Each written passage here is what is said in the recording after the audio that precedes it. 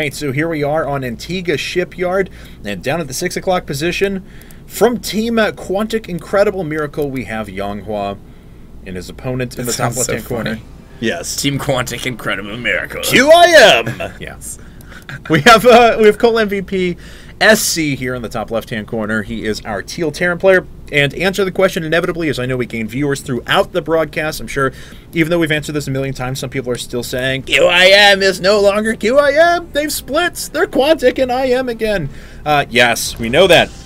But they started the tournament as QIM, and they told us that they would honor their commitment as QIM for the rest of the tournament. So you will see them compete together until this tournament is done. Which I got to tell you is pretty awesome. I don't think anybody loses in this situation. I know we certainly don't as casters, and I know you guys certainly don't as viewers. And I don't think it hurts them as players either. I mean, our winners bracket finals is going to be the winner of Slayers versus Mouse versus the winner of coLMVP and QIM. That's ridiculous. I mean, just to think that the caliber of players we're going to have continue to play in this tournament, especially with the with QIM continuing to honor their agreement to go ahead and play the rest of the tournament as QIM, well, we've seen 2 IM players and Sase so far in this tournament, so maybe Sase plus. Well, I guess, don't forget as well, though, YoungHwa was just his contract was just sold to Quantic as well, so they have 2 really, really good Swedish Protoss players they could throw out there. Very true. And both former Warcraft 3 players. Do have a lot of similarities, don't they? Kind of interesting. A little bit markedly different personalities. Yeah, but, for sure. And looks like no real surprise out of SC. 1 Rax Gasless FE. This is Antigua Shipyard. Bunker right here pretty much defends everything up at the front. And he is taking a little bit of harassment from the probe. And YoungHwa himself. I wonder why YoungHwa hasn't qualified for Code A. A couple of times he was getting knocked out by just really, really good players that had no business being in Code B at that time, A second gas actually coming out, so we may just see a sentry expand here in a bit. There is a pylon buried at the top left, though, so we may see some hidden tech, but more than likely going to be some form of a sentry expand. And but yeah, no, I mean that's basically it. I mean, YoungHwa's done well in the team tournaments, but hasn't really translated. CC first? It was, wasn't it? Oh, you're right. You are 100% correct. It was. It was a 3-minute CC. All right. Less than that, actually, 2:45. Wow. I wonder how many SCVs he got before he dropped that. And he's still at 18 SCVs overall, and double orbital. And whereas the chrono boost gone for YoungHwa, it looks like he saved up a fair bit of it, so he hasn't been chrono boosting probes the entire time, which tells me that SC cut an SCV or 2 to get that down. So he's not, I don't think, going to try and do any early pressure here because he's already making a sentry back at his main. Yeah. And saving up quite a bit of minerals here, so I think we're just going to see a 1-gate FE. But he is chrono boosting that warp gate upgrade, so maybe he wants to get that done, add a few extra gates. He's either going to go one of 2 ways here, obviously. Yeah. He's either going to add more gates or he's going to expand. I think he's going to expand. There it is. There is the shadow of the expansion. Nexus coming up at the moment. Bunker is going to finish up, though, to receive the, the Zealot and the, or no, I'm sorry, just the Stalker. There is actually no Zealot on the field started with the Stalker, as a matter of fact. And that bunker should be able to handle that, no problem. 3 Marines with that additional range are going to put an end to the shenanigans of the Stalker. They will indeed. And if he chooses, I like how he added the 2 Raxes after immediately for the double Marine production. Yeah. 3rd Rax coming now. He added the 2 gases after 4th Rax. 4th Rax, and he has 2 gases as well. I'm going to be watching this build closely. This is kind of cool out of He has a curious amount of SCVs, only 2 on each gas thus far. Just added a 3rd on the left gas. And the right and one. a 3rd on the right gas. But you're absolutely correct. So we're going to see if, because he's clearly got this really well timed out, that he's going to use precisely this amount of gas here in just a second. But what's it all going to go to? We're going to just see quad add-ons? That would be interesting. I wonder. We would have, let's see, there's a tech lab.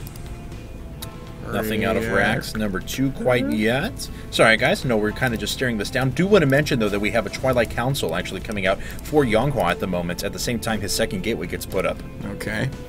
And he's also got a robo on the way now as well. And I see an engineering bay somewhere. Double engineering bay. So we are going to move into a lot of upgrades. So there's Stim coming down. And he's going to be able to produce a ton of Marines all at once. It's weird, though. He hasn't really been producing off of those 4 Raxes at all. He's saving up for those upgrades first. And this build just doesn't seem very optimized from SC. Yes. At all. I mean, he's not producing out of those racks as well. We were whatsoever. under the impression that, okay, he has 2 on each gas. He's doing this specifically so he can hit this timing and have these upgrades at this point. But you're absolutely right. He's had buildings that have just been sitting dormant for a little while. He hasn't been producing out of his command centers the entire time either. Right. I think he's super starved for minerals because he saved the fourth racks. Yeah, he could have saved the fourth racks, and he didn't need to go up to 3 gas, I don't think, either. He took a 3rd gas at his natural, so he's just been really mineral starved. And he actually has the Twilight and the Robo behind his natural there. Yes, and we saw how 3-gate Blink Stalker did against a Terran player before when QIM Dreamer TT deflected that with style against coLMVP Tails, but it looks like that's what YoungHwa's going to go with. And we'll see if SC can put the stop to that as much as we saw before. He might be able to. No concussive shell just yet. Now we have a ton of upgrades on the production tab from SC, kind of getting everything at once here. Still a little bit heavy on gas. I mean, I really feel like 500 gas already at the 8.5-minute mark is a lot. It's a lot of gas to have, and you know he's got all the major upgrades at this point, so not sure exactly what he's saving up for. Maybe he wants a ton of medevacs or something, but he's really fallen behind, I feel, in supply. He could have been producing off of those 3 racks and 2 command centers the whole time. Could have taken an earlier 3rd as well. You think we'll see quick armory and then fast 2-2? That's a possibility. It looks like he's actually just going to blink straight up into the main here. Yes. Observer giving vision. Going to take out a few of these add-ons. Going to kill a few SCVs as well. Stop production of that Nope.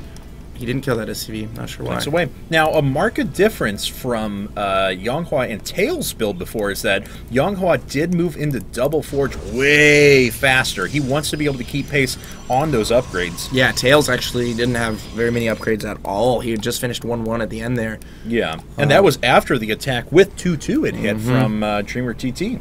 Yeah, so that really hurt him a lot in that game. I think his lack of upgrades was just a pretty big deal. We do have Armory coming up, so he will move into 2-2 in a bit. And this bunker could very well go down. The Blink Stalkers will need to start blinking back, and indeed they are. They get themselves a bunker kill and 1 Marine before they're forced to back away. 2 Marines, actually. I'm not really sure if that was worth it for him. Took a lot of damage. Yeah, SC doing a good job just, you know, kind of holding his own here against the Blink Stalkers. Hasn't really taken any serious damage thus far. He's going in once again with the Stalkers here. I don't know how I feel about this. He needs to be really, really careful. Yeah. Yeah, we'll see if... Oh, he actually forced a stim out of SC's entire army. And SC gets off 1 shell, which takes down the Stalker. But that was a lot of, not permanent damage because there are medevacs coming up, but a lot of damage that's going to last for quite a long period of time. That Marauder was like doing the stimmed, running, sprinting, and then he dove at the end and just got off that last shot. Hadouken's out the last concussive shell there. They kind of look like Mega Men. Yeah. They have, you know, actually, like cannon blaster got the cannon on the arm. Yeah. Yeah. You can see our friendly Marauder there. I think being a Marauder would be awesome. You just awesome. never die. You just can't turn those shells up, though, is the problem. That's definitely a problem. Yes. And we do have RoboBay coming out, so YoungHwa, a lot cleaner version of what Tails was going for before, as he is going to have the flexibility to move into Colossus Tech pretty soon. Yeah, I really like his version of the build. But much better, actually. He still has invested in a ton of tech, and really, that's his entire army with these Blink Stalkers, and there's already quite a bit moving out for SC. Yeah, he needs charge, and he needs a Colossus. Yeah, definitely. Immediately. First Colossus is on its way. I'm not sure. Yeah, range just now starting, so he won't have range for quite a bit here. He does need that Colossus oh so bad. Charge is finished as well. And look at those sprinting Marauders for SC, man. Just continues to get those last hits. All right, we'll see if YoungHwa can do I don't know if this is where he wants to fight. He does have, full energy on all of his sentries, so he will be able to segment that army several times and make use of his zealots. Absolutely. But I agree with you 100% that he needs those Colossi up there before he can push. And we do have a Ghost Academy and an expansion coming down for SC now. First Colossus is out. It's going to join up with the army here, and I think now he's in a great position to fight. All these charge lots with that Colossus, and SC realizing this backs off. He's going to clear... Did he clear observers? I'm not sure if there are too many observers. Oh, that pylon's going to scout it. Yep, that's what I was looking for. Oh, there's a warp in, and boom. Talk about good timing on that. Yeah, excellent timing, as a matter of fact. So, YoungHwa already retreating back home. Now, of course, SC is still going to buy time because his 3rd base is finishing up now. Perfect timing on those SCVs as well. Unfortunately, running straight into a Zealot. But, and YoungHwa's been on 2 base for quite some time. And, you know, I really like the pylons from YoungHwa around the map, scouting those drops just oh so well.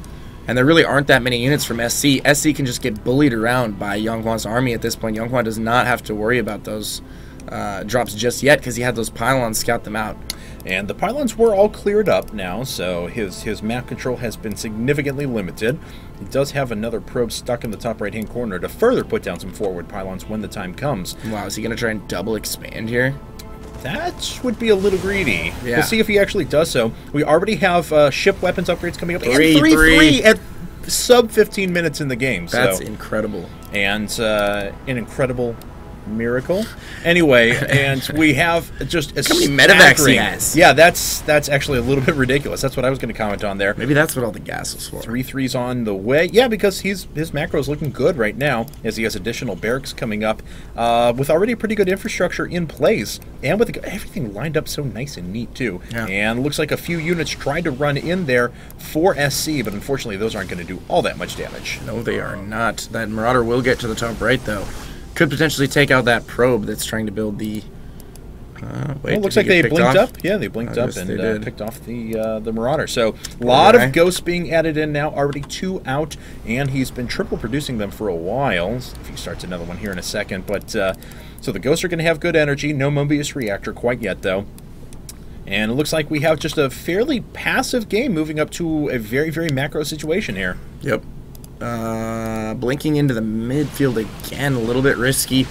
He needs to watch out because SC does have a couple units at the natural that he could stem out there pretty quick, but he will pick off that factory, so no more starport's going to go down for SC. That's just kind of annoying. Yeah, to be certainly. honest. You have to put another 250 resources, build one, have the build time, and then... If you need those added starports, which we don't know if he will yet. Let's see. How many Vikings does he have at? He only had 6 Vikings so far. Good number of ghosts, though, but only 6 Vikings now for 4 Colossi is what it's going to amount to. Templar are already being warped in at the same time, so he'll be able to easily make that transition. And look at this. He himself has incredibly significant upgrades coming as well. Both these players are actually going to finish with 3-3 at exactly the same time at about 17.5 minutes in the game. Oh, wow. This is actually really impressive. This is just sheer macro might out of both these players now. Not a lot of engagements, not a lot of action so far, but incredibly, incredibly good macro. Yes, very, very good macro. All right, and we have Storm finishing up now. It looks like he's keeping those Templar for those Storms rather than morphing those into Archons right now. And this army making its way up for SC, sending those ghosts out first to take out the pylon. There's our Templar friend, and he immediately gets EMP'd. Oh, wow. Oh, so did the Templar on the right. Though. I don't know, though. The Colossus are just taking down all the bio, and the charge lots hadn't even come into play at that point, and they are now. The Vikings doing a great job taking out those Colossus, though. Will kill all of them, and he does have some additional forces here on the ground and reinforcements. Can he take out the third here? I don't know. It's going to be close. He has a good position, though. The Zealots are all going to get bunched up there. Great force field goes down. Zealots just getting mowed through with those 3-3 upgrades. Wow. Yeah, they really and are. The medevacs still with so much energy. That's really what's made this such a one-sided fight on SC's side. But all the reinforcements from YoungHwa might be enough. No, more stemmed reinforcements coming in for SC. Can he break it? I don't know. There's like 1 medevac for each unit on the field right now, and that's just making these units just worth almost 2 or 3 times as much their individual weight. So YoungHwa warping in some more units now. Charge lots making their way up, but there are a ton of reinforcements coming in for SC. He is up by 80 supply, and it just continues to increase as YoungHwa is just not producing anything else. And there it is. GG, yo, and SC has taken his 2nd game in a row, sending coLMVP up 3-2 in this best of 9. 수상장